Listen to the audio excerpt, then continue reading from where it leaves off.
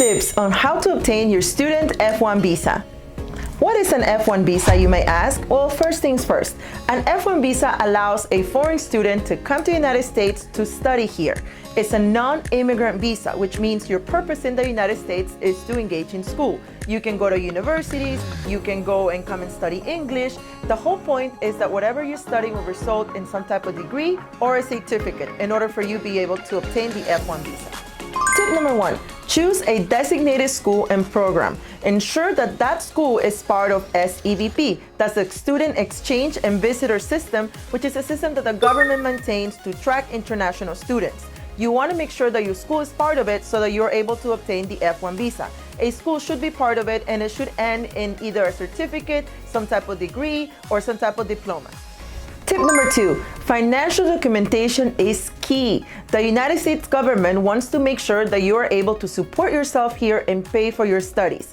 What does that mean? You need to show that you or your family has ability to pay for your stay to study here. That can include bank statements, that can include scholarship letters, and anything that will show that you have enough funds to pay for your school and associated living expenses.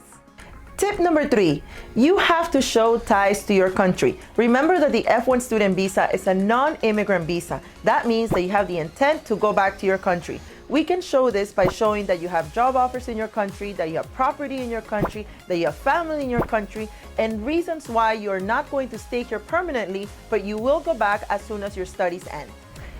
Tip number 4, the visa interview. This is such a crucial step of obtaining your F1 student visa. You want to make sure that you fully understand the program that you're going to go into. You want to explain to the officer why is it that you chose this program and also why you intend to live in that area. You want to portray your non-immigrant intent everywhere. You want to make sure that the officer knows that as soon as your studies are over, you do plan to go back to your country.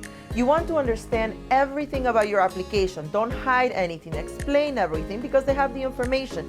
And it's so important to be fully prepared and have mock-up interviews, questions done with your attorney. Whoever you choose to guide you through the student visa process should be able to sit down with you and ask you the questions that you'll be asked so that you don't get nervous when they're asked to you in the live interview.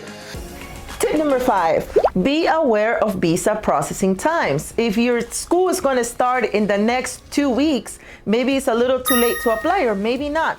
Talk to your immigration attorney. There are ways to obtain faster processing if it's on an emergency basis and we can properly document that. However, my advice, plan ahead. If you plan to start studying in 3 months, maybe you need to start doing the process now so that you're able to conclude everything, get your visa, come to study, relax, and get good grades. Tip number 6, work with an immigration attorney. You want to make sure that you're working with an experienced immigration attorney that has gotten a bunch of F1 student visas approved, that will prepare you to tell you what are the questions that you're going to be asked, that is going to document all of your documents together and explain it fully to the immigration officer so that there are no questions as to why to approve your student visa.